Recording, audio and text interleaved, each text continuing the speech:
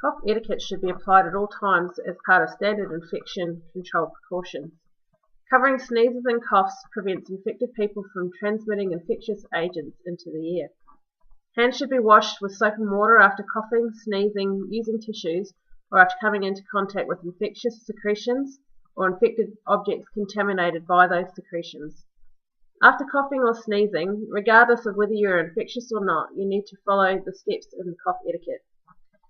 So cover the nose and mouth with a disposable single-use tissue when coughing, sneezing, wiping or blowing your nose.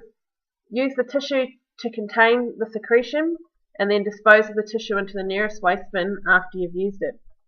If no tissues are available, cough or sneeze into the inner elbow rather than into your hands. Hand hygiene should always be observed after coming into contact with infected objects or secretions. If you're not around a sink and soap, you can also use antibacterial hand sanitizer, which you just rub into the hands, and you don't need soap and water.